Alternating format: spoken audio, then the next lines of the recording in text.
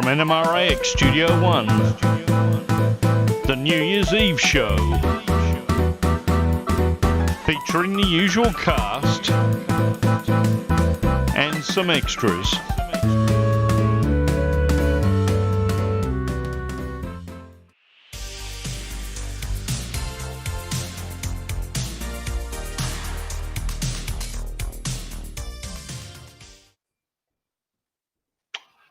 Okay, welcome, good afternoon, good evening, or if you're in Australia, good morning. It's 7 a.m. here in Queensland and 8 a.m. down where Brad is.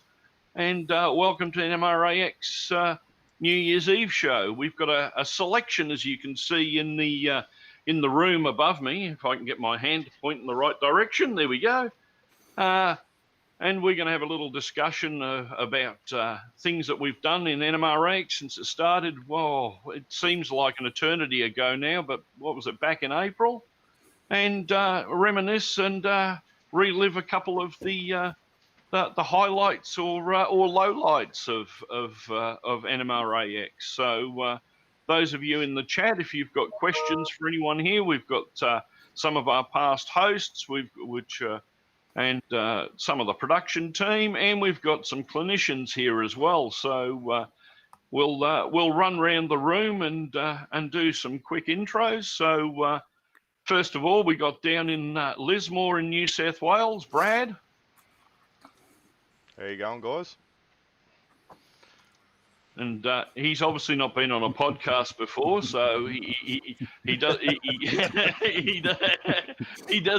doesn't know to elaborate. But anyway, yeah. So what was your major highlight, you reckon, of NMRAx? Look, honestly, apart from it worked. Well, it worked. Thrown in the deep end early on. Thanks, Martin. Tell you the truth, I had some pretty cool highlights sitting here behind the scenes. You see everything that goes on behind the camera, and that includes eating food, people coming in when we're live, slurping on their drinks, commenting on people's attire and hat wear. So yeah, there's quite a few interesting things that goes on here that I've enjoyed for the year, and I look forward to it. Well, we'll go over a few of those points later on, because I think you brought up a few here. Being as it is a live show and it goes out basically rehearsal free, yeah, things like that do happen. Anyhow, over in sunny Texas, I believe it is, because look at the amount of coats he's got on hidden in the helix. It must be cold there at the moment. We got Speed with the. It is not that sunny today. It's not that sunny today. No, we saw him driving home before, and it was pouring down with rain. So what's a quick highlight that you've got of NMRAx? So it's a little secret that the rest of the team doesn't know, but when you sound check these people, you get to see some train layouts that the other team members would not ever get to see. So that was always a highlight, is getting to know the clinicians and see other things in their lives that are also model railroad related.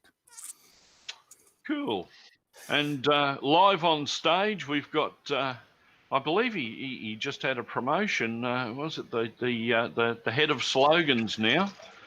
We've got Brooks Willig, who's one of our hosts, who you would have seen on some of the earlier convention, or earlier in the day conventions to me, as he's usually on with Speed doing production or the likes, and I'm usually still in bed when Brooks is on the air. So anyway, looks like you're on tour or something there, Brooks. What's happening? Yeah, well, howdy everybody. I'm here in Sonora, Texas, setting up for a New Year's Eve show. We have Aaron Watson playing in the background here, so we brought the speakers, lights in, stage, everything. So they got here about an hour ago, and we're waiting for them they're setting up and gonna sound check here in a little bit. But yeah, I've been grateful for being involved with this, and got to thanks for Speed roping me in on it. And I think the highlight for me has just been making all friends with everybody, with the production team and all the clinicians. and getting to talk to people that I probably would have never been able to contact or connect with. So yeah, it's been a lot of fun. Excellent. No, that's true. It's one of the big points about this is the number of people that everybody's met over the course of this. There are people here I never even heard of before that all of a sudden I'm friends with. So excellent. Well, we'll drop back to you in a little while, Brooks. If you've got to go and do work, keep us in the background, and we'll watch you do the soundtrack. And over in the UK, Andy Ambrose is there now. Andy has really embraced the online community lately, especially with the unfortunate lockdown situation and the likes. I think Andy has been at every NMRA X event since it started, and not only been there, but been there from the start of it to the end of it, whether it's been a 12-hour or a 24-hour or a 6-hour. And I remember when I saw him first back in April, he actually had short hair and was clean shaven, and he hasn't managed to be able to get out to. He's been glued to the TV, what with NMRAx and online operating sessions with other people. It's really, I think, made a change. So welcome, Andy. And what are your thoughts? Well, I think NMRAx has opened me up to an entirely new world. I've met loads of people that I would never have otherwise met. And it's kept me sane, I suppose. Well, some might, argue with that, but it's been absolutely brilliant. I'm now a member of model railway clubs around the world, and heavily into remote ops, and it all started with NMRAx. Made lots of good friends. Well, that's it. That's excellent. I mean, that was, I think, one of the main aims that we had when NMRAx was conceived, was to bring people in, not only due to the COVID, but just people that don't get out to clubs, or to give them the part to socialise. So anyway, whereabouts in the UK are you now, Andy? You're in London, aren't you? Yeah, I'm in a little village about 40 miles northeast of London called Wickham Bishops. Okay. Currently 2 degrees. Currently 2 degrees. Well, yep. I don't envy you. Bit different where you are. Yeah, just a little. Yeah, it's getting hotter as the morning progresses. And next up, we got Ralph the Mudfather Renzetti, who has done a number of clinics, his famous weathering clinic. And I'll reiterate a little story about when we first ever NMRAx episode. We were streaming out of my little computer here, and I was trying to do umpteen different things at one time, and Ralph came on, and he was all set up and ready to go, and I said, rightio, start. And suddenly I started getting text messages from Gordy and Speed and Brad saying, hang on, you started 15 minutes too early. So I thought, oh, well, okay, well, we'll make sure we use this as a sound check and get everything ready. And right on the hour, then I interrupted poor Ralph, and I said, now, Ralph, unfortunately, we've started the stream too early, and all these people are now just joining. So can you wind back to slide 1 and start your clinic all over again? And without a drop of a hat, bang, we were back at slide 1, and it was like we just started on time. And yeah, he's a true professional when it comes to both model making and weathering. Ralph, what are your thoughts? Oh, this has been a great experience for me. My only negative experience, unlike what we're doing now, where I can actually see your faces, when you give the clinic, you're talking to a camera. You're not talking to people face to face, and that's kind of unsettling at times when you're expecting some kind of feedback, that doesn't come until the end with the question period. Yes. But other than that, I've made all kinds of friends like everybody else has done. And going out all over the world, this just unimaginable to start with. So it's been a great experience. And the last clinic I gave was that forced me in. I had the weathering pencils. I've sort of been playing around with them, but not 100% because I had other stuff to do. Yep. But to do the clinic, it certainly forced me into looking into them in a very serious way. So that worked out really well. Other Cool. than that, I'm good.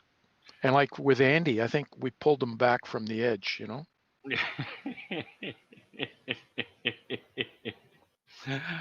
Not a problem. Excellent. Well, we'll come back in a little bit. Dave is one of our clinicians, and I tell you what, if there's anything that you need to know about grain, I didn't realise there was so many facets about it, and unfortunately, Dave has always seemed to be scheduled for his clinics when we were doing the changeover, when I was either going to bed or it was in the middle of the night here. So again, I had to watch most of Dave's clinics when we did the videos and the reruns. But if there's anything you need to know about grain, this is the guy to speak to.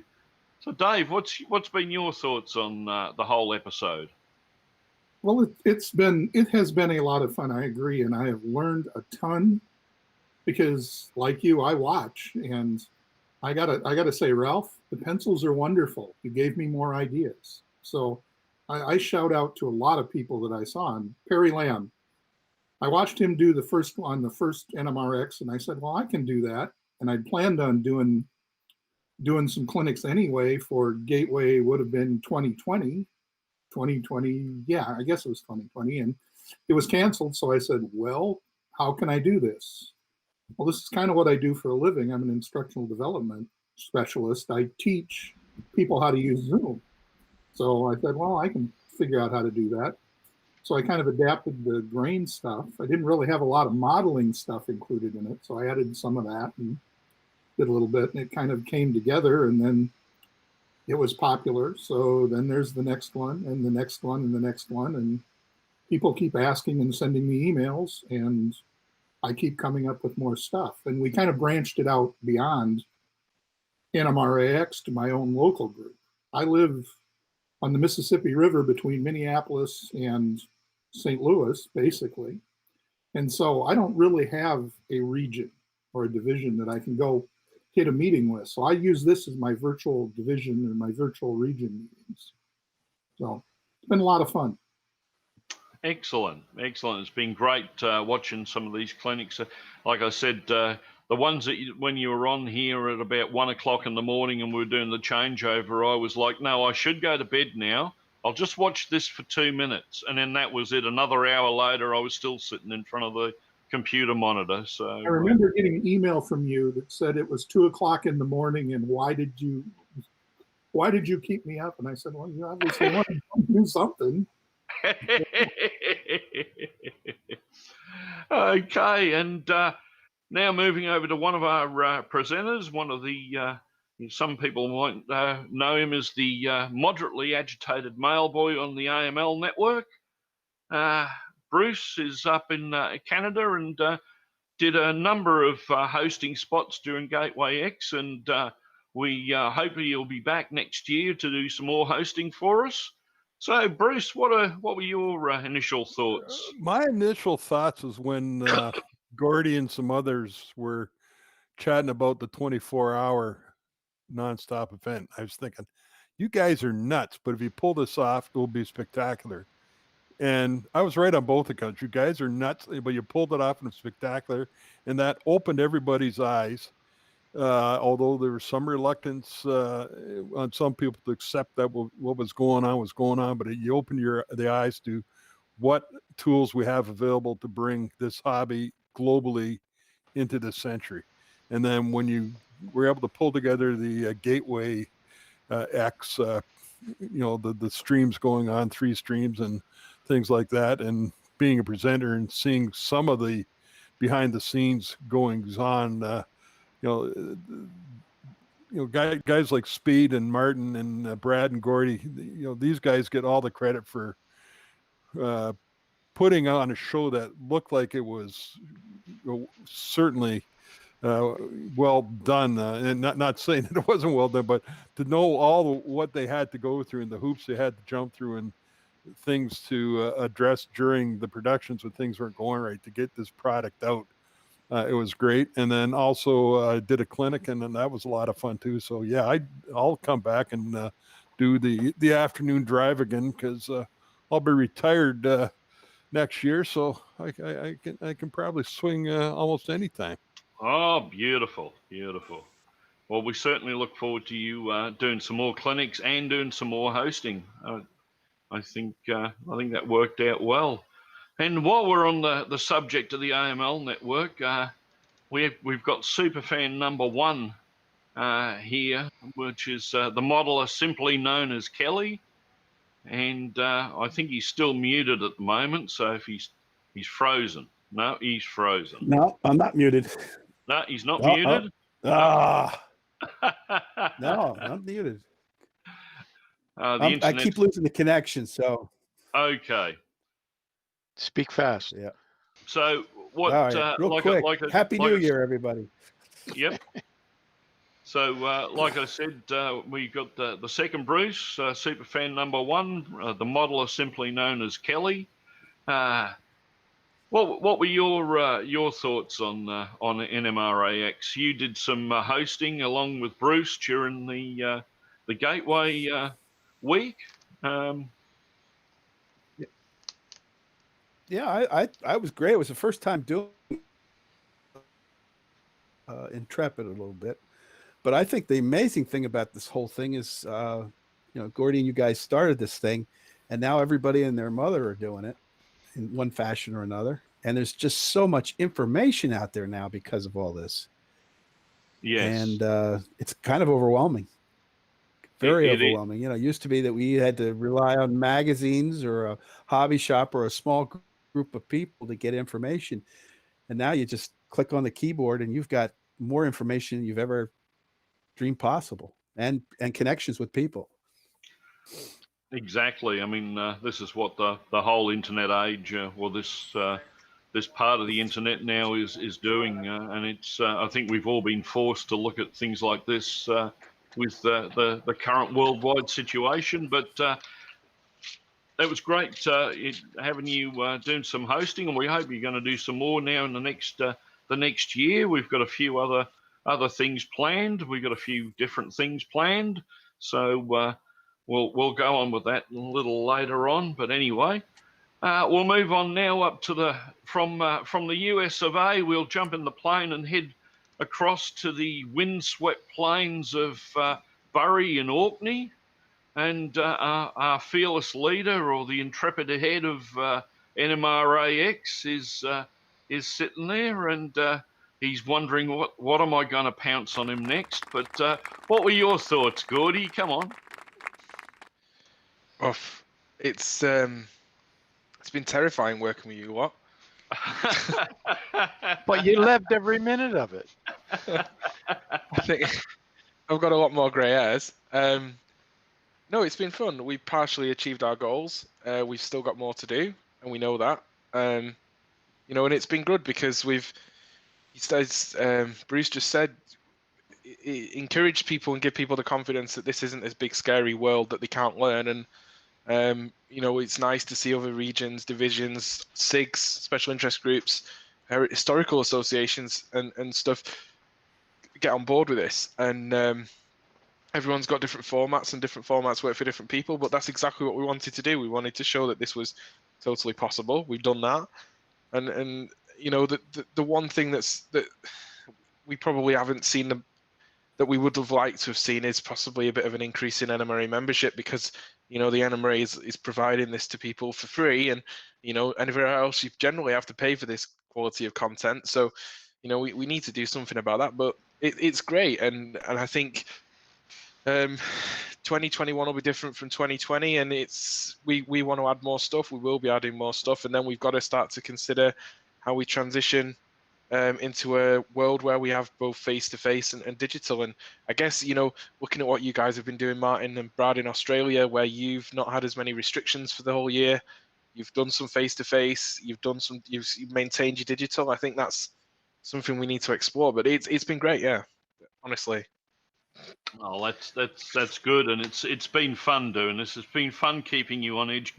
Gordy always has this problem because of the difference in time zone. Brad and I get together in the evening and then find something new or a new way of doing things. The big one of the examples would be the wheel of chat. All of a sudden, we worked out that you could have this wheel spinning, and we could ask them questions in the chat between putting the hosts up. Except we didn't tell Gordy about it until 30 seconds before he was about to go on that evening, and then told him that he had to control it via a computer in Australia as well. So, yeah, he always gets these things sprung on him, but he rolls with the punches, and we all have fun, and it all worked out in the end. I mean, this whole thing, I remember the first time we started off, and we were what was the I think about 2 days before, I said, oh, we'll use this OBS software to go out, and what are we going to do it on? Well, I've got a little Dell Optiplex here that's got about 8 GB of RAM in it, and we can wind that up and see what happens. And we thought, look, this is probably going to go for 20 minutes and then crash in a big heap, and nothing happened. But hey, that first show went through, and then we decided you came up with the mad idea of a 24-hour show, and that worked. And since then, we've improved hardware and we've improved software, and things work a little bit better. Speaking of chat, Martin, the first show was the 24-hour show. There was no practicing.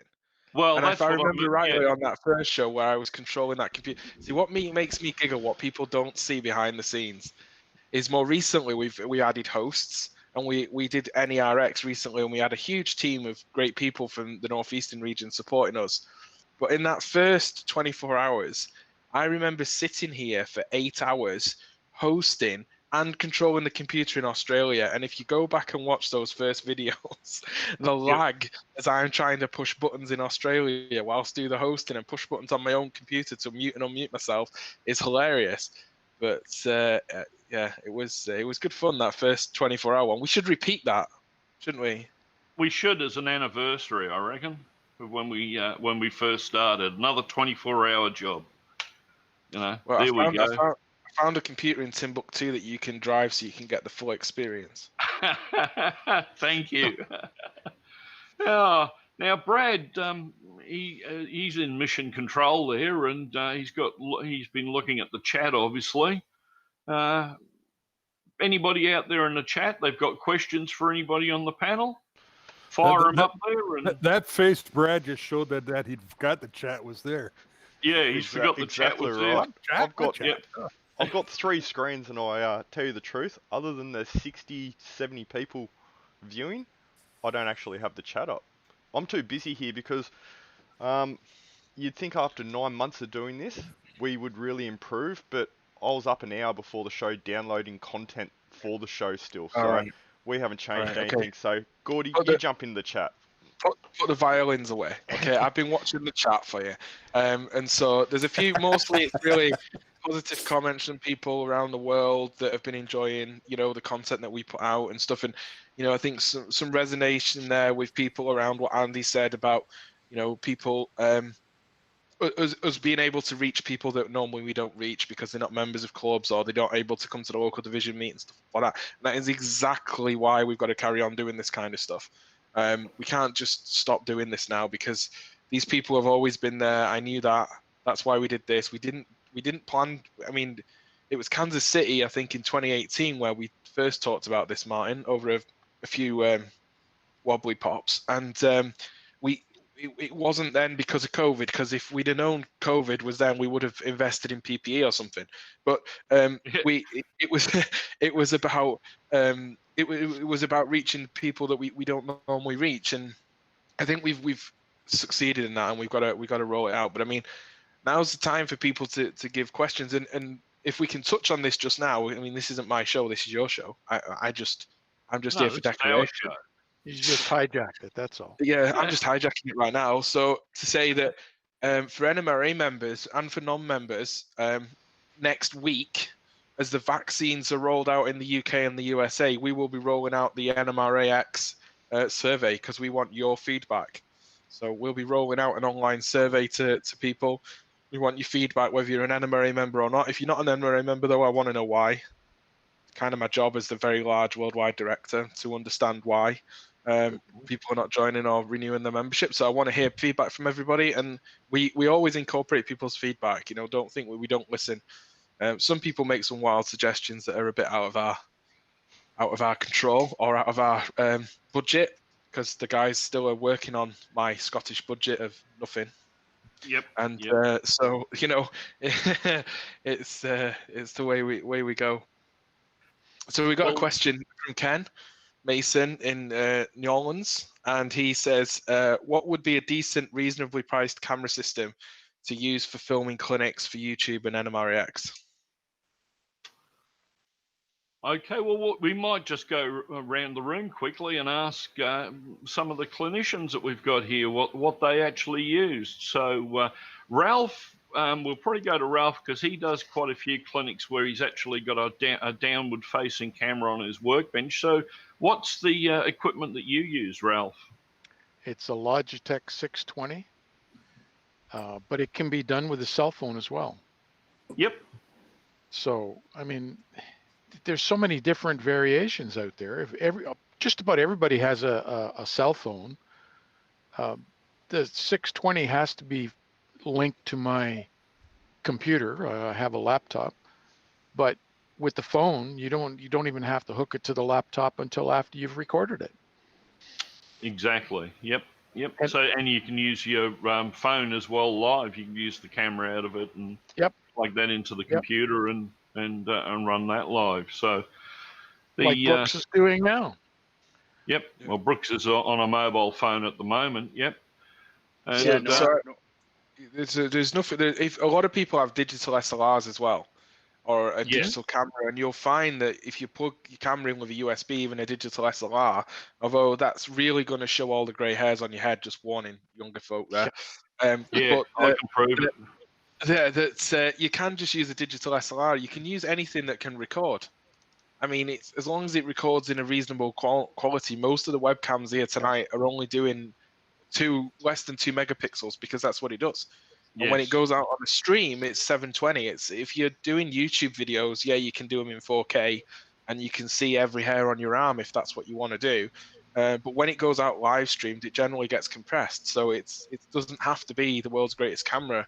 But we recommend now that people pre-record demoed content if possible, because it's a better quality of presentation, just in case the internet's a bit laggy or there's a thunderstorm or whatever. I mean, if people remember back at the very first NMRAx, we had Joey try to do his clinic and a thunderstorm rolled through.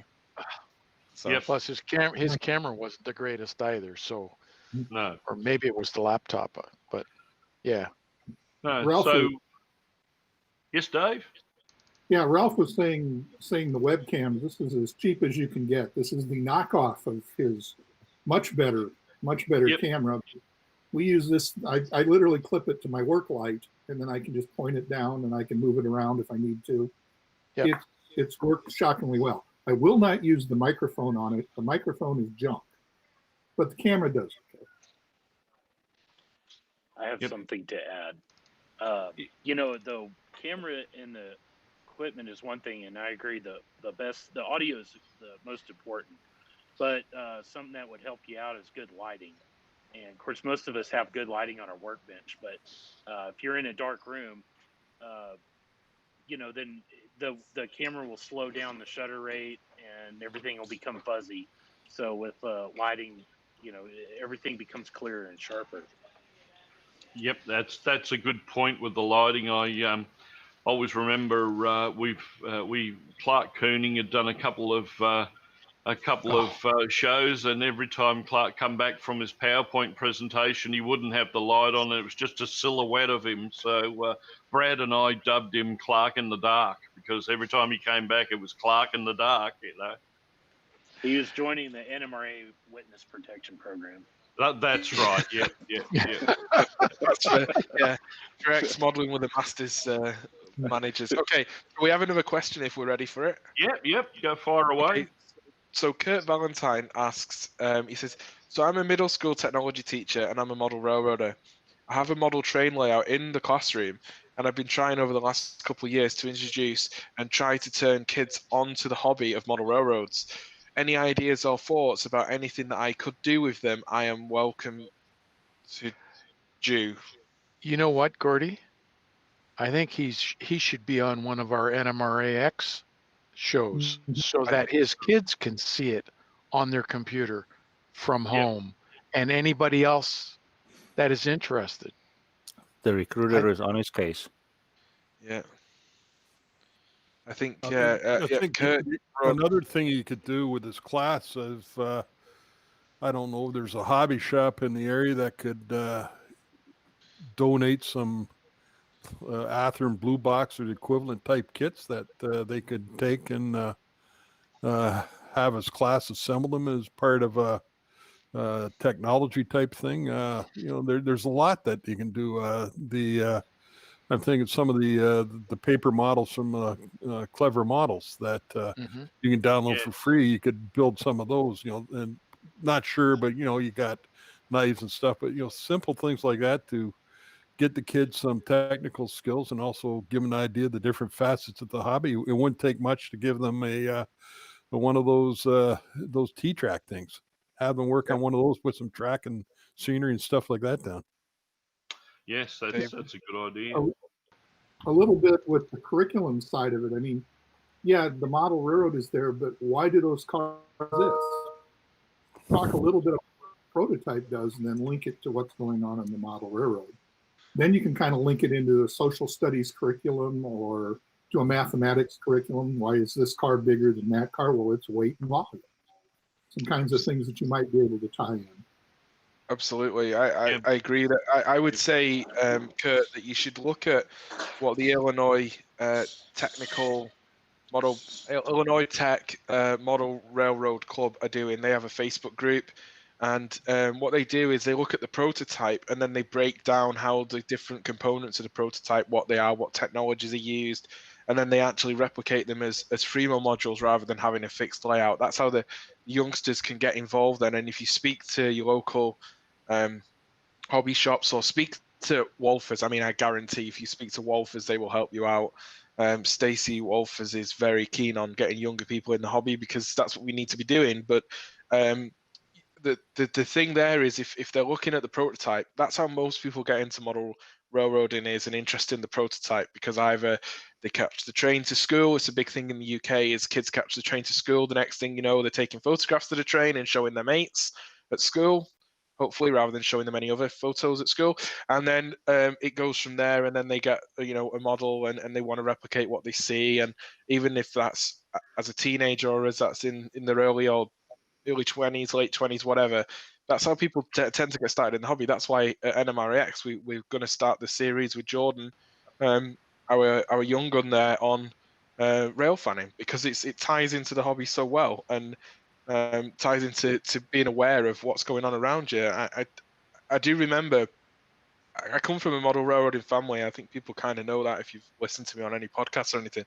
And I have an identical twin brother. There are two Gordies. Well, one's called Sam, but that's a different thing. And he's a history associate professor at Cambridge, teaching history or something like that at Cambridge University now. But when he was at school, when we were at school, he made a demo model for his technology exam, his high school graduation, that showed how absolute block worked and how the automatic signals would reset themselves after the train had left the block. And it had all block detection in and color light signals and all sorts of stuff. And he got like an A star for it, which is like a top, I don't know what the American equivalent is, but it's like absolutely top marks for this little project. And that was kind of, that was part of his technology class. So There's lots of things you can do. But how cool is that to have someone with a classroom with a model railway layout? And if I was in that classroom, I don't think I would have passed any other subject. I would have been too fascinated in the layout itself. But yeah, there's all sorts of facets that you can bring into it. I mean, even engineering and physics, electricity. I mean, you can use the layout as an example to teach them how a motor operates and magnetism. So yeah, that's a cool idea. That's a cool idea. I would think that teaching kids in school about what trains do, because when I was a kid and I had a train set, I just had it go around in circles, and it wasn't until in operation it really understood, like, okay, I've got to have a box car here because we've got to load it at this industry, and it really made sense, the hobby. So I think that teaching them, what trains do, you would actually capture them for continuing on to the hobby when they get older. Yes, yeah. And look, in 2021, nearly, in 2021, very nearly, you don't need a layout in the classroom because, of course, we've got remote ops and we've seen the development of remote ops. And just a quick shameless plug, we have a group on Facebook called Model Rail Remote Ops or something like that. Remote Model Rail Ops. I can't remember what I even called it now.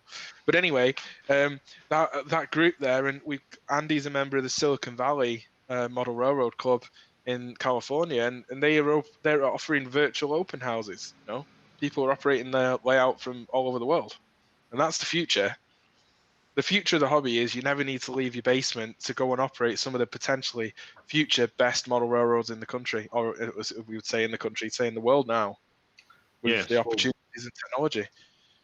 Yep, and it's only going to get easier and easier. I mean, you think back to 10 years ago. I mean, the technology we had. I mean, DCC was a brand new thing that was coming out, and some people thought that was just a fad that was going away. If we wanted to do lighting, the smallest thing we had was a grain of rice incandescent globe that would usually burn a hole through the hood of your loco if you didn't install it with the correct resistor or the likes. Down to the micro LEDs we have now and things like Arduinos, which make automated control and computing so much easier for the layperson to get involved with. It's totally amazing. And then you get to this type of technology where it's allowed people from all over the world to get together and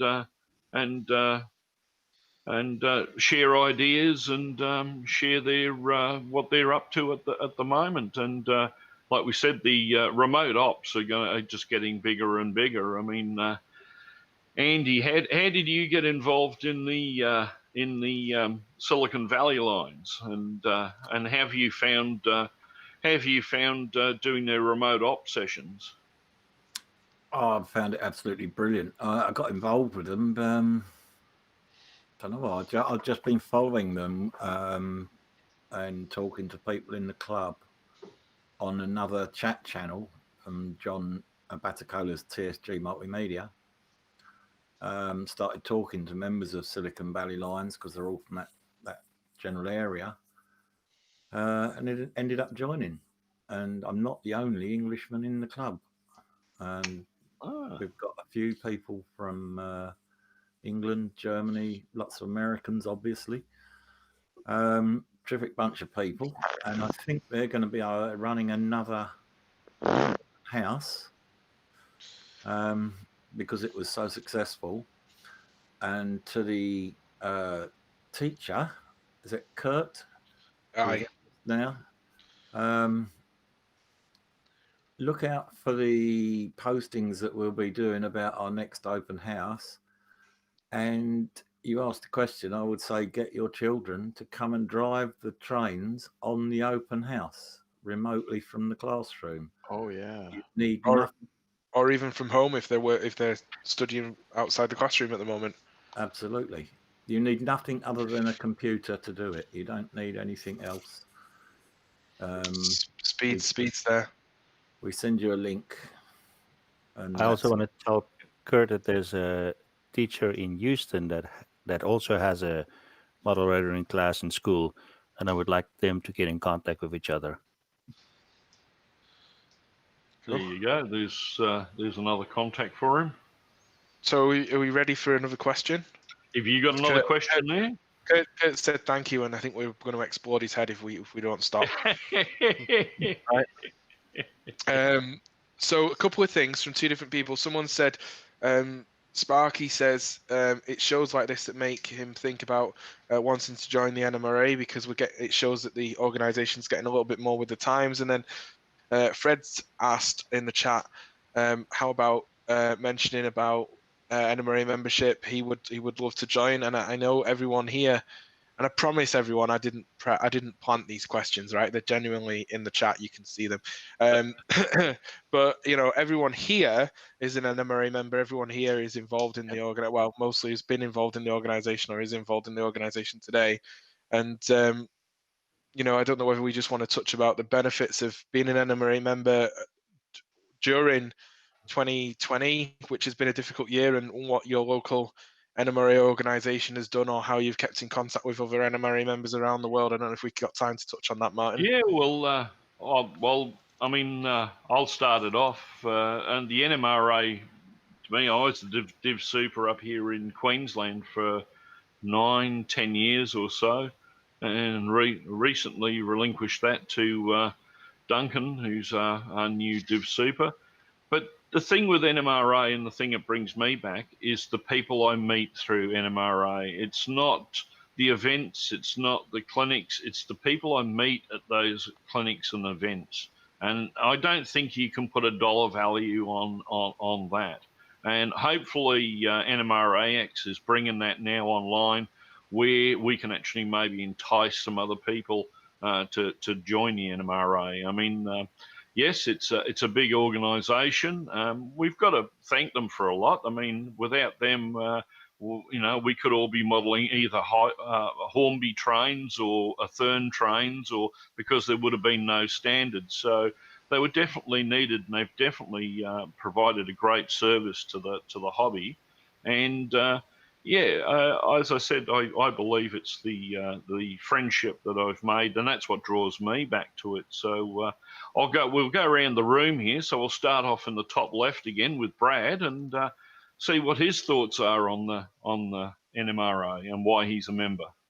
Yeah, I think I'm much the same as you down here in Australia. It's the community that keeps drawing it in, and it's also nice to know that things like this, the communities around the world, and it's the mates, the colleagues, the guys that I sit up all night until early hours of the morning chatting to now, that draws me and keeps me going. And I'm a younger guy, so there's definitely things there for all generations. So you two have both lived in 2020 with less restrictions than anybody else in this room, and yet you guys, because of the geography of your country, you stay connected with your NMRA colleagues. Do you want to talk about some of the things that you do there online digitally in Australia for everyone? Yeah, well, with the first of all, I mean, we've got a great online presence in the website. All our communication, our magazine and thing, they're all online, so any member can go there. In fact, anybody can go there because they're not behind a paywall or anything. We've used remote, starting back in just before we went to Kansas City and I met Gordy for the first time. We had our national convention here, and I thought, for something interesting to do, let's see if we can do a remote clinic. So we had Miles Hale and Ralph here do a clinic at the convention. We set up a room with a monitor in there. We had a microphone so people can ask questions back to Ralph. We had a camera in the room so Ralph could actually see the room and see who was asking him the questions. And we did that with both him and Miles. Miles on the Saturday and Ralph on the Sunday, and that turned out to be a great success. And from that, we realised that at our national convention, we can have anybody from around the world provide a clinic.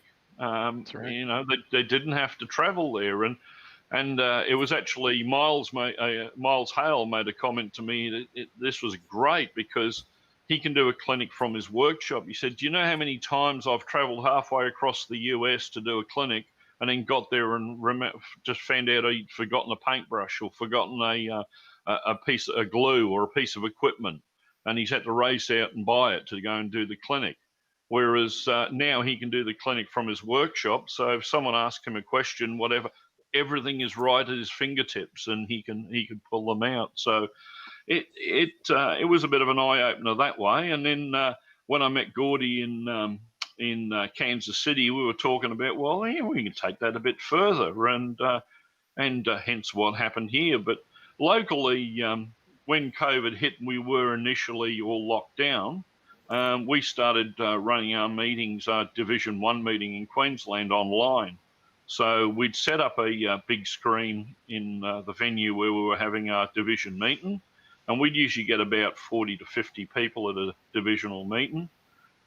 We set up the screen there, and we live streamed that down to Lismore and up to some remote members that are in far north Queensland, because you got to remember the state we're living in here, Queensland, is 5 times the size of Texas, and we've only got 5 million people living here. So people are, yeah, it's bigger than Texas. Sorry, Speed. Nothing is bigger than Texas. And Only Namibia. Yeah. So we used the technology to get to our remote members before the COVID situation hit. But yeah, and Brad's been at the other end of those live streams. He's been at his club down in Lismore. Brad's about 2.5 hours south from where I live. So he's been able to partake in the meetings as well remotely. So anyway, we'll move on to the next one. Was Speed? What was your thoughts? You're an NMRA member there in Texas, and what was your reasoning behind NMRA membership? Well, if I'm not a member, I'd be alone here in my helix. Not that I invite members in, but could get kind of crowded. I could change that anyway.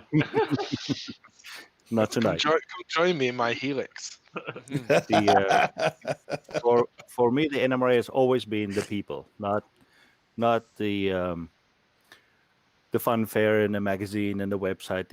It's always about how do we get to know other people, and how do we get to operate trains together. I mean, because of the NMRA, we have the NMRAx, and Gordy will probably tell you about how he met somebody that just lives down the street. So similarly, I met someone who is really, really in love with trains, lives in my home country. So, if it wasn't for this, we would not be, interconnecting with each other. So, well worth the money. Cheaper than a gym membership. Exactly. Exactly. And Brooks there, he hasn't hit his sound check yet. I see there's movement behind him, but there's no music coming out yet. What are your thoughts? Well, I've been a member, I think, when I was in grade school, and I joined just because I thought it would be the thing to do, just to join, and didn't know about any meetings because where I'm at, I'm the only, and according to Speed, he told me I'm the only NMRA member in my town. So, not in Division 5 though. So, but since joining, am making friends with Speed from the Plano Train Show, and him, and now I can, and anybody can go to any meeting. They'll welcome you. I'll attend Division 3 and Division 1. And Mike Mackey has invited all the Division 5. So when they do their virtual meetings every month, the Division 5 people, whoever they are, I haven't quite met them all yet. They join, and so to me, the last 2 years have been very turning point for me, and doing the membership. I've actually get value out of it just because I put into it and try to attend meetings, and also make connections with people.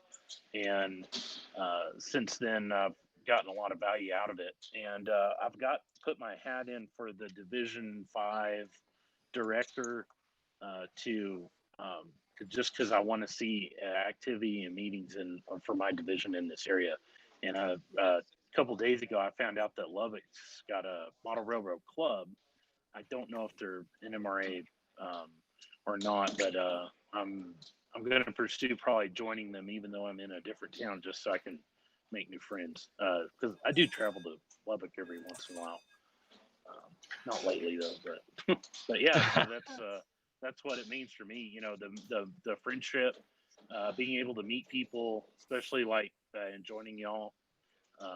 You know, that's it.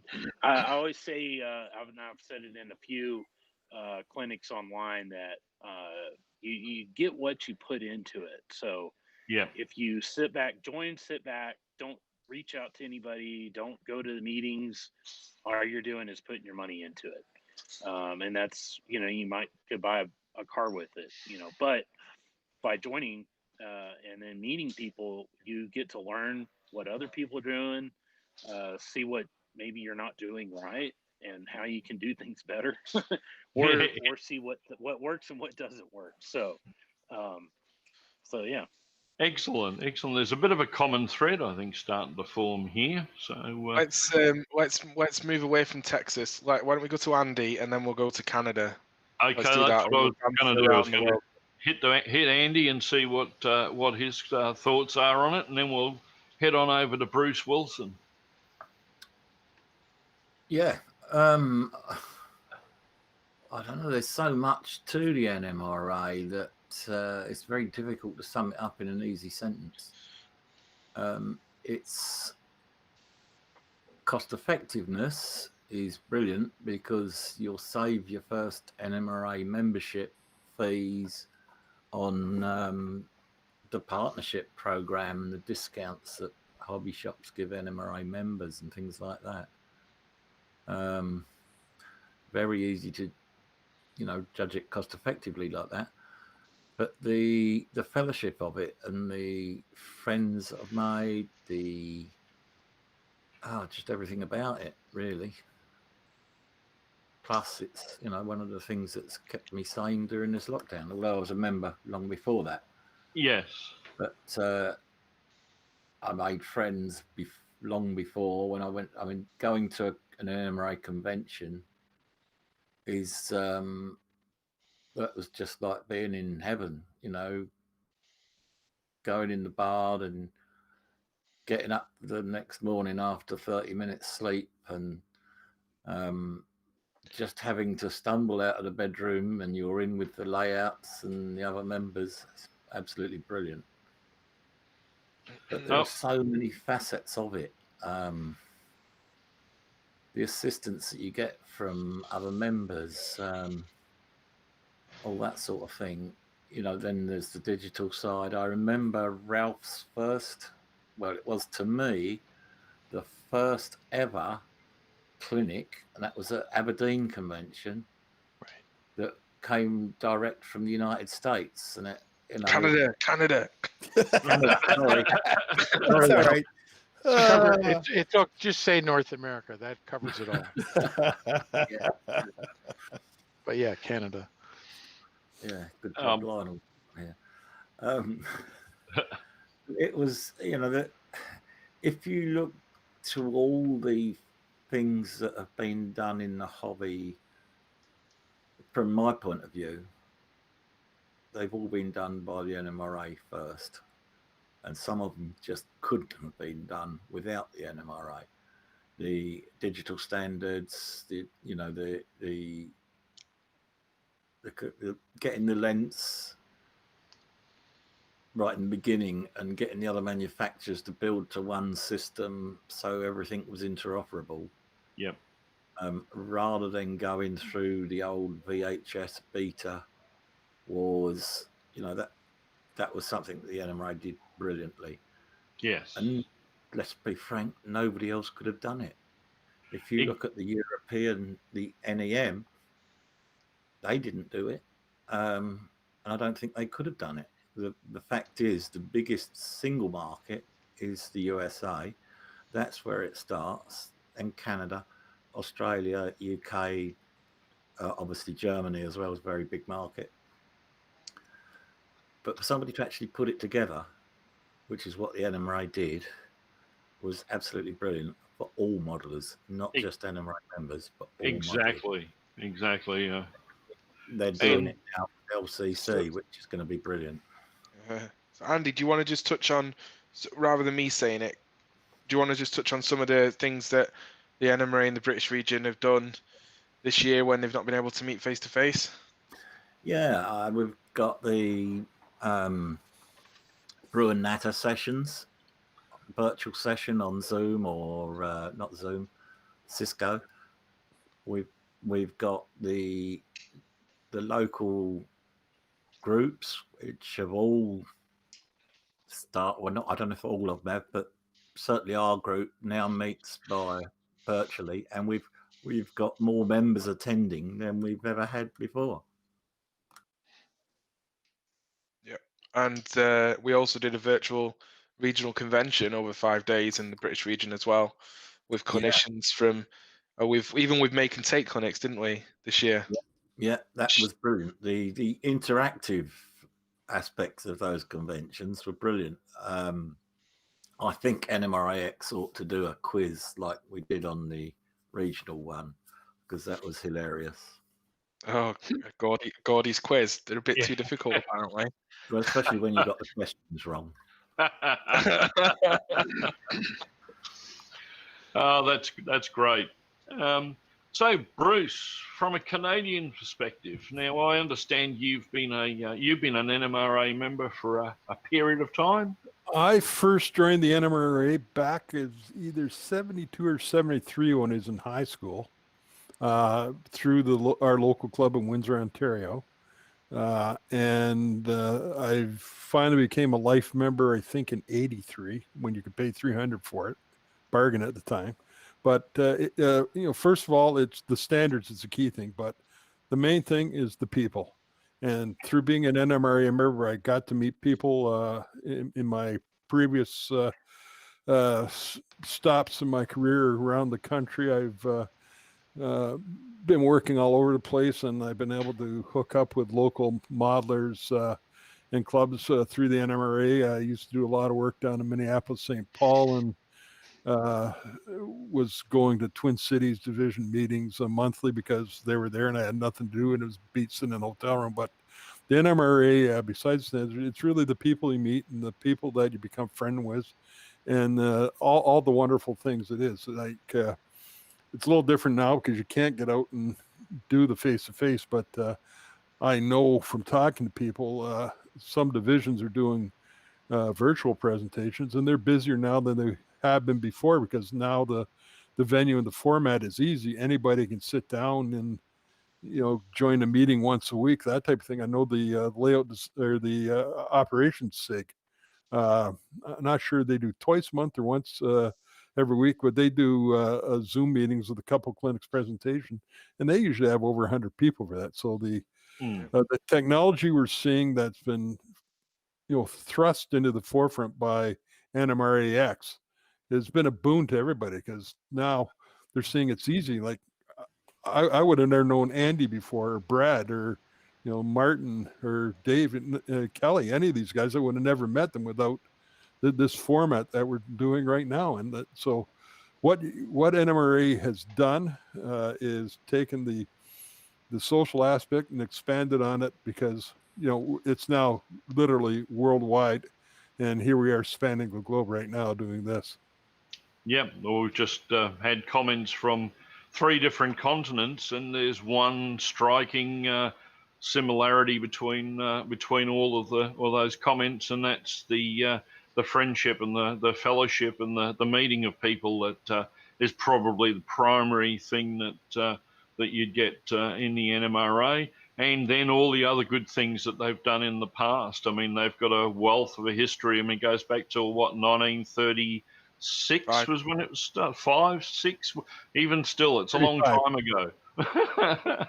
And the thing is, for an organisation that people paint as being old-fashioned and stuffy, just hearing there the amount of change and adaptability that's been demonstrated this year is humbling, really, and it's what we wanted to do with NMRAx. I think we needed to I think we needed to hold people's hands a little bit, and we did a lot of that in April and May, getting people set up on Zoom. We helped even the OPSIG get set up so they could live stream because they had too many people joining the OPSIG things, which, by the way, OPSIG Virtual is this coming Sunday, the 3rd of January. And so we've done all that. Are we good to take another question? Yeah, can I just throw one thing in, Gordy? Yes. What NMRAx has done is probably done more for the NMRA in this past since April than's been done in the 4 decades, 5 decades before. You've shown that if you get the right people in the right places, believing in what they're doing, they can do a good job. And you've dragged the NMRA kicking and screaming out of the 19th century into the present century. So Dave had his hand. Did you have your hand up then, Dave? You talk a lot about the people and getting together, and that was one of the great things about going to national conventions. It's like a big family reunion. But like it or not, part of the NMRA's mission is to become an educational institution to evangelize model railroading. And I see a lot of people sending out those things that says, "Oh, model railroading is dying," and I said, "Not if you aren't. If you're looking at what you think you see, it may look like it's dying, but I see more education being done on NMRAx, using different techniques, different ways of looking at something. I loved going to clinics because somebody did it another way, and it was a better way, or it was a different kind of way of looking at something. And I think that's the real strength of where we're at right now. We don't have to show up in a big town once a year. We can show up on a Saturday afternoon and for 8 hours, throw lots of techniques out there and say, here's something that I did that really works well. Or I found this from the military modelers. I'm going to shout out Ralph because I like what he does. And he shows me things and he helps me see things. Kevin Marks, the Fast Tracks guy. Again, I see things and those things help me become a better modeler. I may never make to MMR, but I can use those techniques and I can find those techniques to build a better model in my world. No, excellent comments there. So did you say you had another question there, Gordy? I've got 2 more questions. Hit the first one. This is one that I'm probably going to end up asking and answering, but anyway. Just Dan, ask it. Let us answer it. You probably know exactly. Well, listen to the question before you assume you can answer it. Dan Cohen asks, can you explain what costs there have been for NMRAx and affiliated events? Does the National provide any funding? So who wants to answer that? Okay. Well, is he talking about funding of NMRAx? Are we going to pull? Are we going to pull? NMRAx. Are we going to pull straws on who's going to answer that one? It's got to be one of the Bruces. It's a very easy and quick answer. Go on, Andy. Go on. The answer is nothing. 0. Correct. That is a correct answer. It's only personal expenses.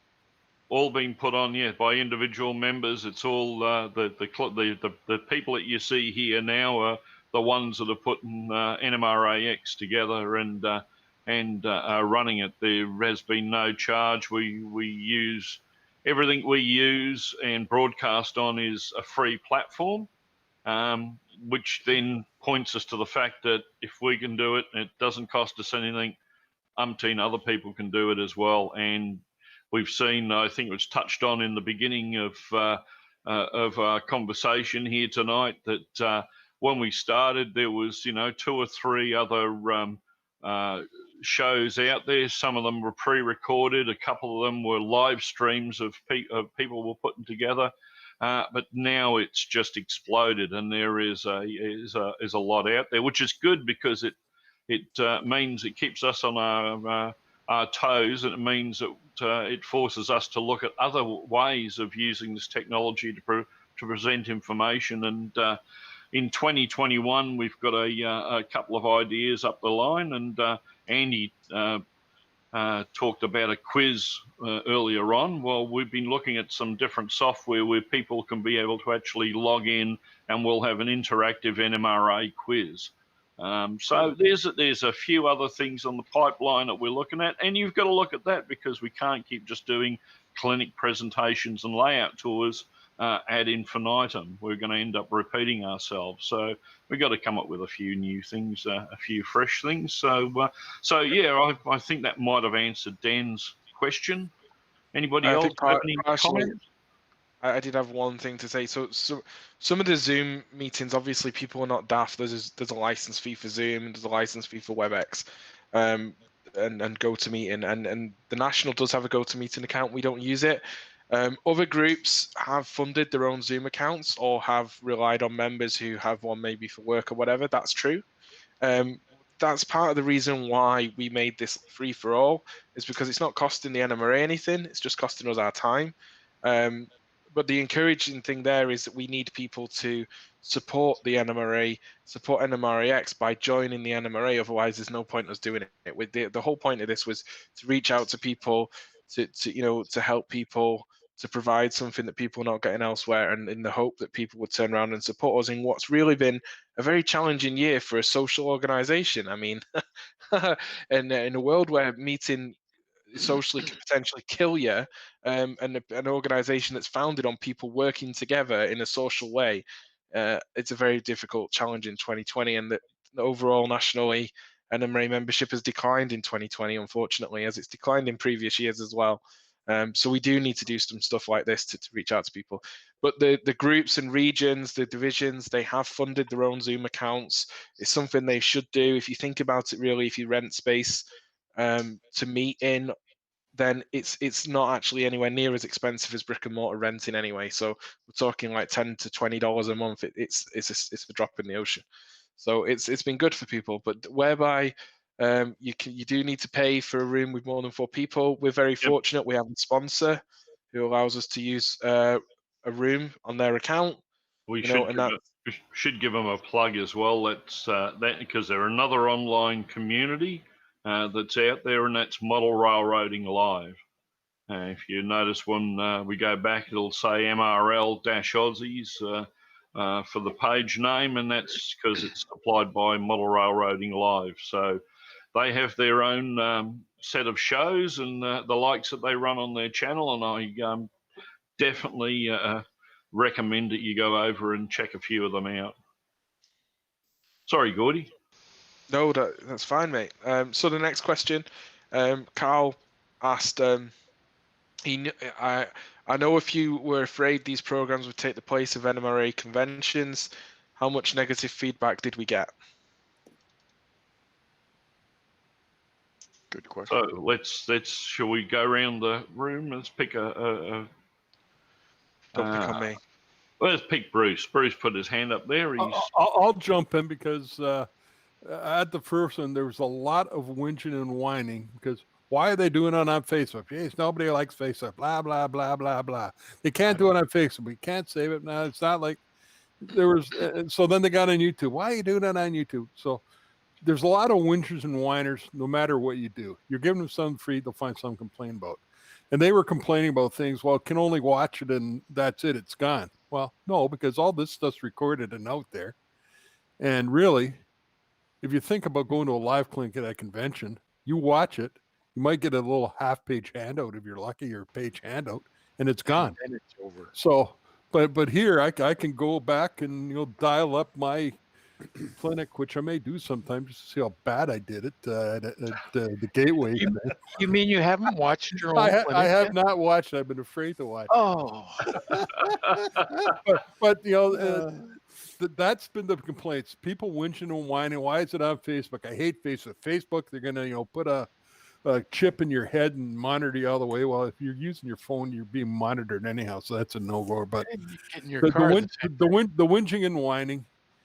People will whinge and whine. You give them $100, they'll complain because you didn't give them 200. So, to all those naysayers out there, have at it, be at it. We're just going to ignore you because the vast majority of people who are involved in this are having a blast. They know that they can go back and watch clinics again and again and again, and it's a great repository of information, more so than what you used to get from even the clinic books at the national conventions. They had some stuff, but it's not the same as what we have now. So the naysayers will always be complaining, but I think the vast majority, I'd say 99.995%, appreciate what's going on, realize they can watch on Facebook, YouTube, and download content later and enjoy it. Yep, and we've got videos going out each day now. Back again. There was a bit of a lull. Unfortunately, I'm still in the middle of editing Gateway X. As you can imagine, there was I've got about 160 gig of data of video that to go through and assemble, but we're getting there slowly. But yeah, like Bruce said, there have been some negative comments, but I think to us they're more like water off a duck's back and more like constructive criticism. We'll take it on board, and if we can change it and make it better, that's the idea. Dave, I think, had his hand up just before. Well, getting back to the national conventions, I don't expect that the national conventions are going to go away. There are things we can do at a national convention site we cannot do here.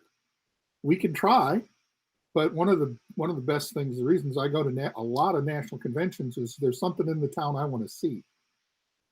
We're going to Dallas Fort Worth. I want to go see the BNSF dispatching center. In Kansas City, I wanted to see Argentine Yard. I wanted to see a lot of those things that I could not see another way because nobody's going to give you a tour anymore.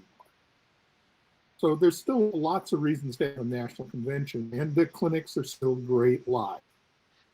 I think there are things we can do virtually to help keep the hobby growing. The gentleman who had the middle school class, I'm thinking, gee, the guys from the Piedmont division are doing their training camp. How many people got train sets? They're going to have to figure out what they're going to do with it after they've set it up on the floor. There it is. Can we find a way to make that available? Those kinds of things. I think the national conventions are always going to be there, but this is another avenue, another channel, and we need to figure exactly how we want to keep it working along with the other events. Yep.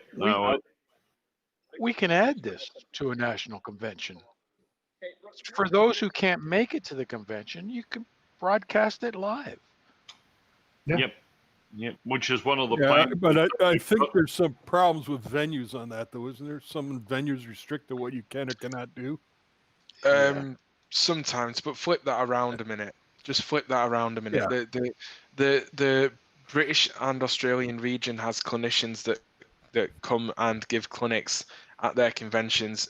I don't believe National has ever had somebody remotely give a clinic into a clinic room at National. And if that's being done, then that can be streamed as well. So, but that depends on the people organising that particular national convention. I don't think face-to-face national conventions are not going away. In 2021, the plan is to have the NMRA National Convention in Santa Clara, California. In 2022, we're going back to St. Louis. We're not going to the UK or the Gold Coast, despite the image at the very beginning of this live stream. And we, in 2023, we're going to Dallas Fort Worth. That we've got bids in for 24, 25. They're not going away. But this kind of boils back to my very first thing that I said tonight. Or said it early on, if not the very first thing, was we have to find a path to live this dual world of face-to-face and in-person and digital, and everyone has to do that. It's not just an NMRA problem. It's not a model railroading problem. It's a world global problem that through the next 2 years we will find answers to. I mean, if, COVID aside, if we thought 2020 was a hard and tough year in terms of learning new things and finding new ways out, 2021 is going to be even tougher because as things go back to normal, we will discover that there is no normal anymore, and you'll start to miss the interaction that you had. You'll start to miss the interaction you had just with your family, never mind with other model railroading colleagues. And how can you get that balance is going to be very difficult. But there's people that are afraid that we're selling or giving away all the benefits of NMRA membership for free, because the clinics are free and available to everyone, and that's something we've got to balance. If we can demonstrate that people are joining the NMRA because of these events and activities and not just taking us for a free ride, then great. But personally, I think we need to do more than just provide clinics, because as Dave said and as others have said tonight, there are more things that the NMRA does than just clinics, a lot more. And how can we digitize those? That's the challenge that lies ahead of this team. Exactly, exactly, and that's part of the future of what we're looking at, is to try and involve different technologies involved, which can actually get more of a personal attachment. But we'll never ever replace face-to-face meetings. I mean, national conventions. Even though I'm over here in Australia, I try to get to. Oh, I was trying to get to every second year in the US to a convention, because they're just we have nothing in Australia that compares to the national convention in the US. And the number of clinics, the train show, the whole kit and caboodle. But anyway, so you got any more questions there, Gordy? I have got another two here.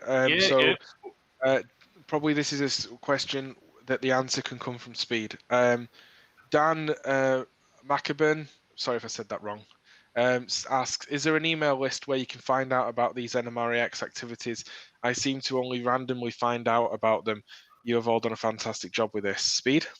We always suggest people go to NMRA.org and go to the calendar, and every event for every division or region or national should be posted there. We've put the NMRAx events in from now on every fourth Saturday of the month. Should be posted there at least 2 in advance. Now, if you subscribe to the YouTube channel, then when we go live, you should get a message in your email saying they are live. So if you like to be have it unplanned announced, so every fourth Saturday. Yep, that's the plan for the new year, wasn't it? Every fourth Saturday. We did make an exception. We were going to only do 6 clinics, but unfortunately the demand is big enough that we're going to do 8 clinics. So cool. Okay. As long as we were allowing a toilet break. I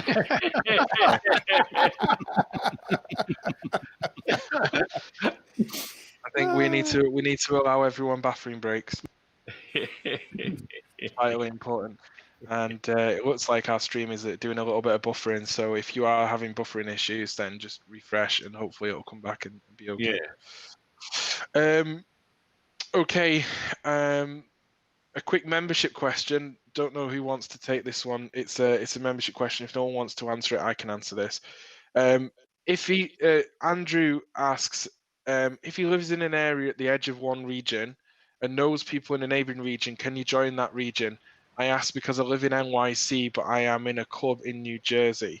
I know the answer to this. Does anybody want to jump on it? Or just let me answer it. I'll give you the same answer I think you're giving. Yes, you can join whatever region you want. And no, that wasn't the answer. Yeah, well, that is New Jersey and New York City is in the same region of the NMRA. But okay, there's the same region, but division. Different division. You can join, but you can join whatever region you want. You can join whatever division you want. And there's some provisions in there. I know, particularly with the achievement program, if you want to credit your work to one region versus the region you live in, you can do that because you may work a lot and things like that. So you can join whatever region you want. You can join whatever division you want. There's if they're the same region, he's already in, and he can, if they've got a division that he wants to work with in New Jersey rather than New York City, then go for it. Yep, and your membership number is based on where you live, though. And that your membership card may say that you're in the division where you reside. That's just the way it is. That's the membership system that we use. But you can take part in any division activities or be a member of any other division in the NMRA as an NMRA member, as I have done many a time when I was working for a company with an office in Atlanta and went to many a Piedmont division meeting and op sessions and all kinds of great stuff. Quick question here that we can quickly answer. Carl Brannan asks, is the calendar available to non-members? Yes, on the NMRA website, the NMRA.org, search for calendar, or NMRA.org/calendar is open. It's not on the members area of the website. Also, if you're on Facebook, and you follow the NMRA Facebook page, which is facebook.com/nmra.org, then you'll see notifications of our events. And otherwise, just watch out for Andy Ambrose, because he will post and share all of our events all over Facebook. But YouTube's a bit more difficult to do that with. So the best thing, if you're not on Facebook, is to keep an eye on the NMRA calendar. But generally, it should be the 4th Saturday of the month. But we always try to sneak in some extra stuff, like Ask the MMR or interrogate the board of directors, something like that. Quizzes, all kinds of stuff come up. But generally, the clinics will be the 4th Saturday of the month. Times to be negotiated. Okay. Do you have any? Is there any? You got any more? Gordy, time to negotiate. Does that mean you need to find out when Martin wants to sleep? Something like that. Yeah, we just need to work it around little people's bedtimes and stuff, and Yeah, toilet well, breaks. I surprised them all this morning because I couldn't convert Australian time to Eastern time, and I got up an hour too early. So, That's better than me showing up a day early. well, that's correct. Okay. Someone's asking, how did he get a question to Gordy? So how do I get a question to Gordy? I guess this is a personal question or something that you don't want to put in the comments. If you want to ask me a question, then you can email me 2 ways. Either the easiest one to remember is if you do NMRAx at nmra.org, that'll come to me. Or you can send it to my director account, which is alwwd@nmra.org. But it's easier to do NMRAx because everyone can remember that. So NMRAx@nmra.org will come to me. If you ring 1-800-GORDY, I don't know where that'll go, and it may cost you. I don't know. I'm not guaranteeing that is a legitimate answer. Oh boy. Well, one of the things that we're going to go through was any funny stories people can recall from their time on NMRAx since it started. I've got a plethora of them here, but I'll get the ball rolling. I need a bathroom break. Well, we started off Gateway X.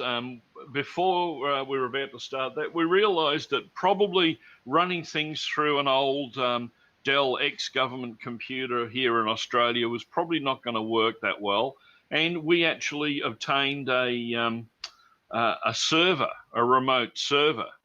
And they had gigabyte internet connection to this server and all the rest of it. And I used it all week. I spent all week setting up all the software on there, setting up remote access for all the people to connect to. We're about to start Gateway X. We're about to kick off on the very first clinic, and bang, the server falls over. So 30 minutes before we're about to go live, all of a sudden, no one can control the server. We can't make it do anything. We can't make it go into live stream or the like. So in 30 minutes, there was a mad panic, and I had to download all the data back off the server onto my computer and go back to our old Dell computer.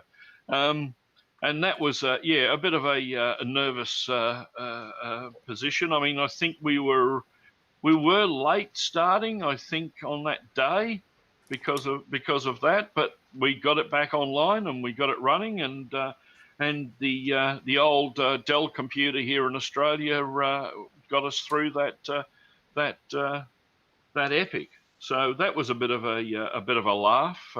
Gordy was in instant panic mode, which is funny to watch when Gordy goes into instant panic mode. Gordy was like, he went like this. Gordy went, I think we should just give this up as a bad job and go to the old way of doing it. No, just another 10 minutes, 2 hours later. I think we should give this up now and go back. Well, the other computer's not ready. What do you mean the other computer's not ready? It went like that. But we got it up and we got through it, and that's the main thing. We didn't just throw our hands in the air and give up. So we'll nip around the room and see if what other enlightening stories or funny anecdotes people have got from their time on NMRAx. And we'll go and start in sunny Lismore up the top there and see what Brad's got. Look, the only thing that I've probably learnt that I can reflect back on is always expect the unexpected, and that includes coming into the room, slurping on a drink, and informing people of their attire. You should never read out loud until you're 100% guaranteed you're off air. Not fair. That's not fair. That never happened. There's no proof. I've definitely got proof. Yeah, so that's the thing that I can probably say that I can look back on and have a laugh every time is there's always been something that's gone on, and it's always overlapped the on-air side of things that you just laugh about. Oh, excellent, excellent. It's But been we're not rolling the outtake video, are we? no. No, but it's as Brad said, it's always the in between when we hand over from one clinician to another is always usually a bit of a laugh. But anyway, Speed, what story have you got? So the most recent one was, I think it was in the NMRAx events. There was one clinic that the audio did not go as well as it did in the sound check. So we decided to re-record that on the Monday after, so that we could then stream it out on Tuesday. So we do kind of a sound check, and the host especially came back in, and we are ready to go. And when I said we're live, the clinician was stumbling a little bit, and he wasn't really sure if we're live or we're not live. Of course, I just said we're live, and we were not really live. I'm just recording. So he goes, oh, now I'm all baffled. And I say, well, it's easy. How about you just stand up, you turn around, you sit, take a deep breath, sit back down, and then imagine that the host took his shirt off. I hope he was wearing pants when he did this. So he goes, what? How am I going to get that out of my mind? And at the same time, the host comes back on with his camera, and he goes, what just happened? So I spend the whole night and the next morning editing the video to get rid of that. So Tuesday night, we're going live. And as we feed the thing out, glimpse of my eye shows how the host came back in and says, what just happened? So we had to kill the stream because I knew that the further boo-boos that we made in the stream was also not cut out as the software said it would be cut out. So I had to bribe Brad to delete the video. And then I had to really cut it. And in the process of deleting it for sure, I completely deleted all the. So we don't have it as an outtake. I wish I could have saved something somewhere, but I didn't want to stream it out on the third day wrong again. So that was a fun behind the scenes moment that I wish didn't happen. Oh, well done. Andy, what anecdote can you recall from? I mean, you've sat and most of us here have either been clinics or hosts or worked in production, but you've actually sat through most of them, watching them as a consumer, should I say? So what did you come up with? Yeah, I think the funniest bits have been when somebody's mentioned cricket or something like that. And I also remember having coughed all the way through my clinic and ended an hour, what was supposed to be an hour clinic, after about 25 minutes, and leaving Bruce to cover for the rest. With questions. Oh dear. That's you off the Christmas list. Yep. Yeah. You're off Bruce's Christmas card list there. But yeah, that is you bring that up. That is a problem that we found with a few clinics. We've said to them, 40, 45 minutes, 50 minutes at the max. And I remember Brad and I were sitting here one day, and we had one chap came on, and he did his clinic, and I think we got to the 12-minute mark, and he said, "Are there any questions now? I've finished." And Brad and I had to come up with 45 minutes worth of questions. I think by the end of the time, we were asking him what type of peanut butter he puts on his bread, because we couldn't think of any other questions that we could come up with. But yes, you were busy messaging me, calling me lots of expletives. That's what you was both up to. Yeah, Where did you get this? Bleep, bleep, bleep, bleep, bleep, bleep, bleep. Why did you bleep, bleep, bleep, bleep do this to us? Bleep, bleep, bleep. Are you getting out of bed to come and deal with this? Bleep, bleep, bleep, bleep, bleep. That's how it really went, folks. It really, really went. You got to remember. Let's roll Gordy out. That was the early days. The early days when these things happened, it was roll Gordy out. Yep. And then I think you rolled me out at 4 o'clock in the morning and decided maybe that wasn't such a good idea anymore. I'm sorry I interrupted you building your helix, but Bruce even look or act even moderately agitated. He just sort of sailed through with it. Yep. Apart from one not live word, it was I felt so guilty. Well, there was a time within there's a couple of things. One involved Gordy. You'll remember this one, Gordy. This was a classic. I forget what clinic we're doing, but we're in the room here, and then some guy just wanders in, the next clinician, or I didn't know who he was or whatever. But he come in, he's got the stunned look on his face, and he sits down and he starts eating chicken wings or ribs or something on camera. And I'm texting Gordy, "What the hell's going on here? What the hell's going on here?" And trying to, because I wasn't sure if this was going out on the feed or not, so I'm in the panic mode because I can't see what's going out. Gordy's going, "Just shut up, be quiet." So anyhow, we're done. So we're done, and Gordy says, "Okay, we're done." And then I come out, "What the f was that all?" And Gordy says, "We're not off the air yet."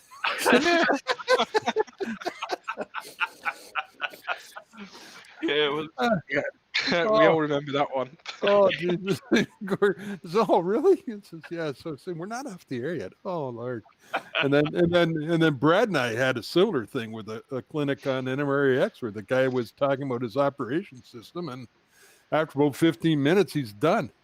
And I'm kind of going, "Okay, well, all right, what do we do now?" So he luckily sent me a copy of his Excel spreadsheet. So I opened that up and, milked another 15 minutes out of that or so, going through every tab on his Excel sheet so he could explain that. And then I think we went to break early, but those are a couple of things I remember. But I kind of remember the look on Gordy's face when I'm asking what the F is going on here, and he's going, we're still on the air.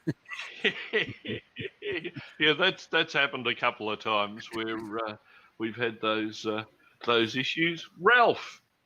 Yes, sir. What anecdote do you recall, apart from your pre-sound check on the very first clinic? Well, no, that's what I was going to talk about, because the hype leading up to it, being the very first clinic that you did on that series, like when the whole thing started, I was so psyched out. I had practiced my PowerPoint and everything beforehand, going back and forth between pages just in case somebody asked me questions. And then I hear, "Okay, go." So I started, and away I went. Yeah. And I hear this little voice in my ear, "Ralph, Ralph." And finally I realize it's Marty in the background saying, "I started you early." I'm going, "Oh, okay. What are we like?" I'm thinking to myself, what are we going to do? So he says, "Can you go back to the beginning and start over again?" Well, thank God I practiced going back to the beginning, because it just seemed like it just worked beautifully. It did. See, I said we'll get Ralph on first because it's a sure pair of hands. It's someone who knows what they're doing, and I learnt my lesson about who to worry about after that. I really did. And then right in the middle of the thing, because I've been having back problems, I went to reposition in my chair, and I don't know whether you could still hear it. I went, "Oh shit, I just put my back out." I don't know whether that got cut out or not. We can't beep that out. That was live. Yeah. That's all right. I've frozen that thank God it was the PowerPoint presentation, because then you couldn't see the pain on my face. Yeah, it was lucky you weren't doing actual live a live clinic then. Otherwise, you would have had to wipe all the weathering off your Yeah. box car to start again. So, Yep. ah, dear. Dave, so what anecdote do you have from your experiences so far? Well, anyone who knows me well knows that sometimes I have a terrible penchant for forgetting people's names. And I remember we were doing the Southeastern Region convention, and I got a chance to host. And they've never asked me back, so either I did terrible or they've got enough hosts. But we had one gentleman who ended early, and I had to fill about 30 minutes worth of questions about something I knew just about enough to be dangerous. And I went to ask him a question. I could not come up with his first name. And so I'm fumbling around trying to remember his name while I'm trying to ask this question. I'm just going, I got to sound like an absolute dolt. And I actually went and watched it, and it wasn't as bad as I thought, but sometimes you just do that. And I will be talking about someone whose picture I'm using or something, and I'll not be able to come up with their name, because your process is presenting what's the next content, what message am I trying to get across, and that's just me. And you wouldn't know it, but I taught for 25 some years. I should be better at this. Sometimes things just go blank, and sometimes that happens. Oh, that's great. And we'll head on up to Mr. Kelly here at Wow. Pacific Northwest and see what anecdotes he has on his experiences so far with NMRAx. I don't have any anecdotes other than like listening to what happened to Bruce. That was hilarious. But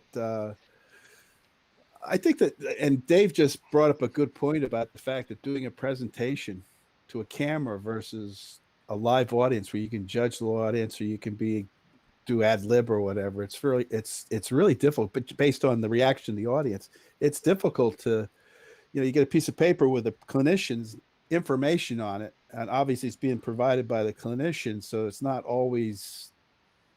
doesn't always flow well.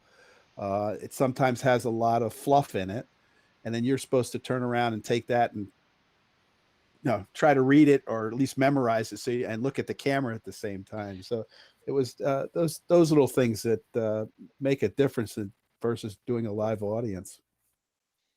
Yep. Yeah. It is a big sort of paradigm shift from doing a clinic in front of 30 or 40 people to doing a clinic in front of maybe 200, but it's only you in the room. Yeah.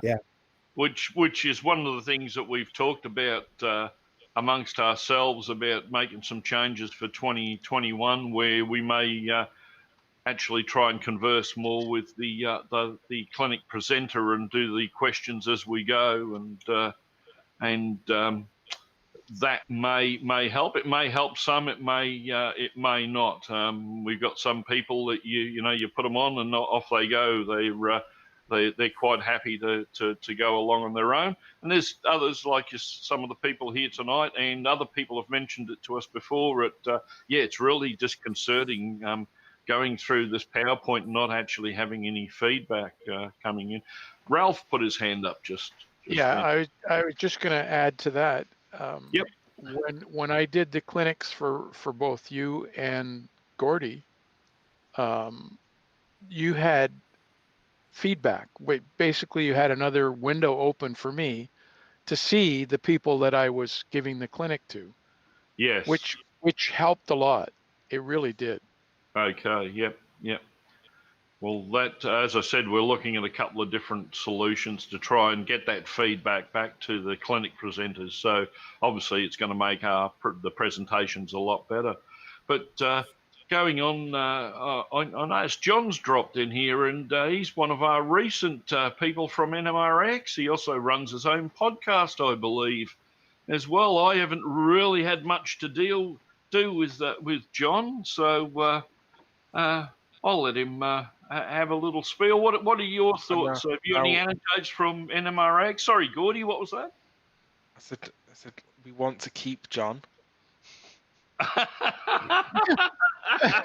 So he shouldn't be hearing any of these stories, you believe? Well, there's a reason we've kept you apart, so don't spoil it now. Okay? I was going to say we can compliment John on his fine selection of lamps in the background, the miniature leg lamp from A Christmas Story. Thank you, Bruce.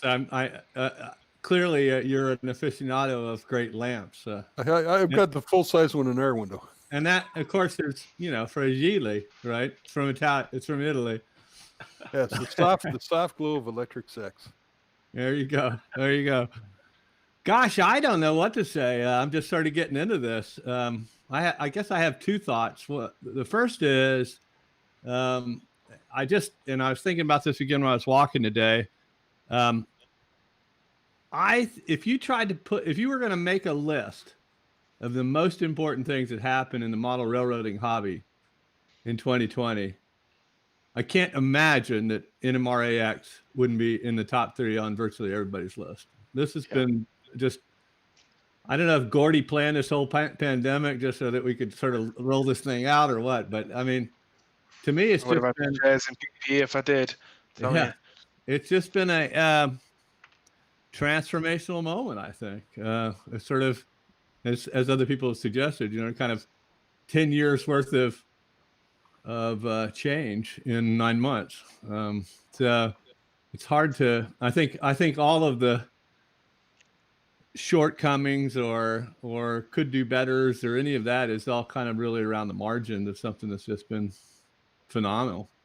The second thing I'll share, some of us that participated in the NMRAx thing at the beginning of December laughed about not 2 months or so maybe 3 or 4 months before that happened, when it became obvious that we weren't going to be able to have an in-person convention, and we started talking about doing a live virtual. We literally had a committee meeting where the discussion was going to be around whether or not we would try to ask the NMRAx team to help us or whether or not we would do it ourselves.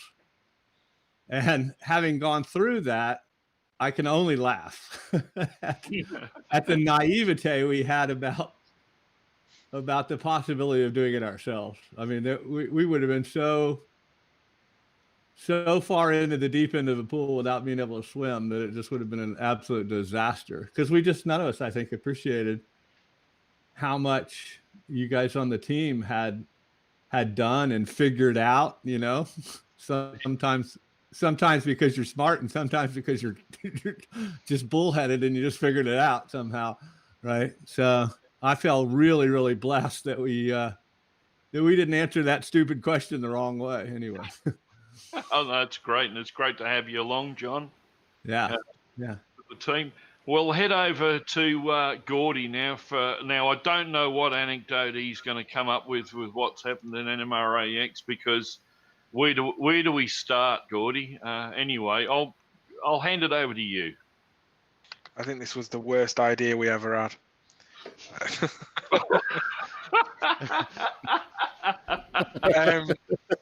No, I mean, most of the ones I would probably have been able to say without compromising myself has been said.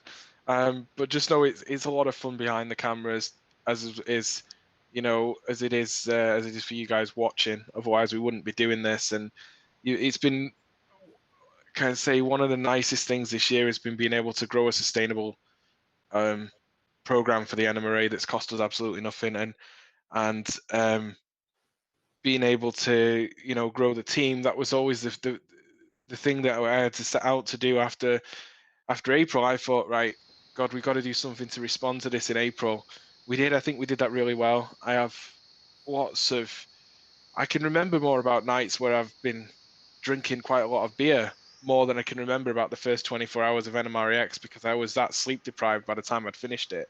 But it was great. I never thought it was gonna grow into this, and there's been so many good moments that I don't think there's one we can particularly pin on. I think that the server thing was funny.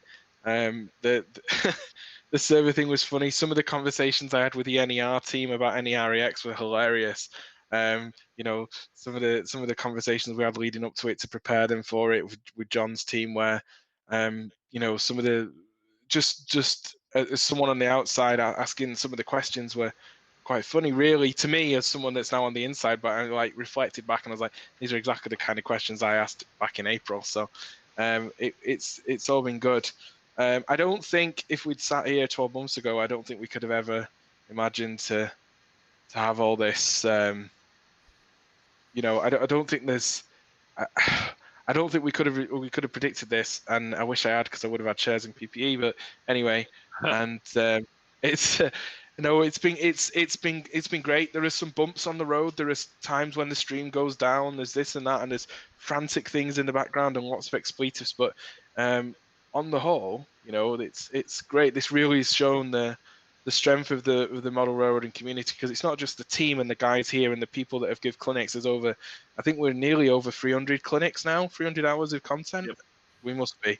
And it's all the people that listen at home that share this with their friends and tell everyone, and it's really good. I have no idea what's going on in the Facebook feed right now, but there's some explaining to do that I apparently have to do about trips to China and Italy and the US. I can promise you that the only place I went to in the US was I went to Springfield in January, and I have not been anywhere else. I have not been out of the country apart from that.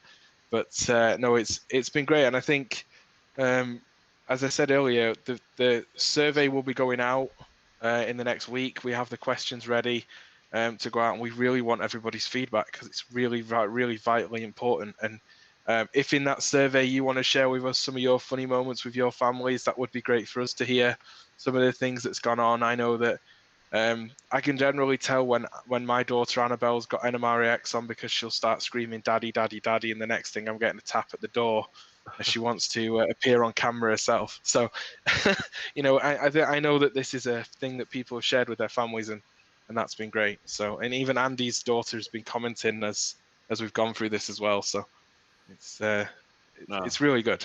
But I can't give you anything funny that you don't already know, because probably the funniest two moments was John from Australia was the first person to swear live on NMRAx. Most recently was Ralph Renzetti. But Bruce, as I was desperately trying to stop Bruce from saying what I could see he was about to say, I could see it before he said it. I knew exactly what was coming out of his mouth, and I couldn't stop it. And from the Bruce moment, there's been other people. I mean, back in the day before we got professional, as if we're professional, we used to roll Gordy out when things went wrong, rather than rolling out the Lionel Strang legs photograph with technical difficulties. We used to roll out Gordy, and yeah, it used to be quite good fun, I think, actually. Time with Gordy, rambles of Gordy or whatever, but I'm glad we don't do that anymore. I actually get a bit more sleep now than I used to do. So it's been great, and I don't have anything else. Even if Andy Crawford believes that I'm some kind of international, you know, spy agent or running a spy ring or something like that. Okay, well, we're getting up to 10 to the hour, so we Hey, do you have any Martin, questions just in the chat? Oh, sorry, no, Brad. no, before we Fire go away. to there, I've got a short clip that I'm going to show these guys that are viewing. Oh no! Just what actually happens behind the scenes when me and Martin are in a different time zone and way past our bedtime. So I'm just going to cut to that. It's only a quick 30-second clip. Don't worry, Gordy. You're all safe in it, and we'll see how it from goes the from NMRA there. staff here. That was Hey, good. you know, like, what's going on here? We've been made to travel all over the world, cattle class. I don't know how many times I've gone back in time this week. I don't know where I am. Well, I've never signed up for a Gmail account before. All I did was sign up for YouTube. At what point do you think YouTube and Google are involved together? Well, that's what happened, but, you know, I'd probably just click OK on that notification. Hang on, I've got some pork chops going on the barbie here. Okay, well, that would have given everyone a bit of a chuckle, I suppose. If it's the one I'm thinking about, yeah. I'm still concerned, Martin, because after that conversation, I believe you still got those chops on the barbecue, so I think they're well done by now. They turned to cinders by the time I remembered to go out and look at them. I think I was then cooking on my mobile phone, ringing the local pizza place. So yes, yeah. But okay, as I said, we're getting close to 10 to the hour. This is the first time we've done something like this. Do you have any more questions in the chat that need to be addressed or anything there, Gordy? Or No, I don't think so. I think we're nearly done. We have 7 more minutes in the European Union, so it's nearly time for a whole new chapter for everyone. I think that the one final thing to say to everyone is there's light at the end of the tunnel here in 2021. There's great new opportunities for our organization and for yourselves in model railroading. Make sure you stay safe, do the right thing, sit at home and enjoy NMRAx rather than breaking the rules as we come to the end of it. Otherwise, the light at the end of the tunnel won't be daylight, it'll be a freight train and it's going to squash you. So, always don't stand on the tracks for too long as we progress out of the other side of this tunnel. But I think it's been a great 9 months. It'll be hopefully another good 12 months. And I thank everyone that's been involved behind the scenes, in front of cameras, preparing clinics, telling me they think something's rubbish, telling me they think something's good, just generally sharing stuff, being a supporter, and obviously everyone that's sat at home and watched and shared the knowledge from NMRAx with other people outside of NMRAx or as part of a clinician or whatever. It's been fantastic. It could not have happened without hundreds of hours of people's time being put into it. And we and you all, I know, appreciate everything that everybody has done to get NMRAx to be the success it's been so far. Well, thanks for that, Gordy. And I think we're just about ready to wrap this up. So it's now, 5 to 9 on January the 1st in Australia on the East Coast. Those on the West will still be getting up. I think Ralph's got his hand up there. Well, as we've done on the MRL, when Marty starts or joins our chat at night, we know the next day is here. So Marty's actually telling us New Year's Day is actually here. So there's something to look forward to. Yep, it is coming. So I know our friends in America, it'll be getting into the early evening there. So if you're going to a New Year's Eve celebration, stay safe. And to everybody that's out there, Happy New Year. And I think Brooks wants to add a comment. Yeah, I wanted to add during the intro, you mentioned that the motto, chief motto guy or something. So since John's popped in and joined us last night, I had this idea. A couple of days ago, I saw him reference something about the ZZ Top song, Heard It on the X. So I had to go listen to it, and it was really catchy. But I think we could take that and make that into a tagline. It says, learned it on the X. That sounds great. Yeah. I don't want to take all credit for it, but John started it. So. That's why we promoted you, Brooks. That's exactly why. See the talent and seize it. That's the NMRAx way. All right. And the inside joke is Sandpaper having. Oh shoot, I forgot it. I'm sorry. Australians prefer Australia. Yeah, exactly. Australians like their balls rough. Yeah. Marty, let me jump in just for a minute. Right. For those of you who don't know, this ZZ Top song from the mid-'70s is about, I think it's really apropos because the X was an outlaw radio station in Mexico set up there to avoid all the FCC sort of restrictions in the US, but it became kind of, sort of the hit underground way to get rock and roll music in those days. And when I thought about that, I mean, there's a lot of connection here, right? This is sort of the new way, a new way to get content, a new way to sort of be a little bit outside the lines in so many ways. So I'm with you, Brooks, man. I learned it on the X. That's brilliant. That's awesome. That's awesome. I didn't know and the so, history, but that's very fitting.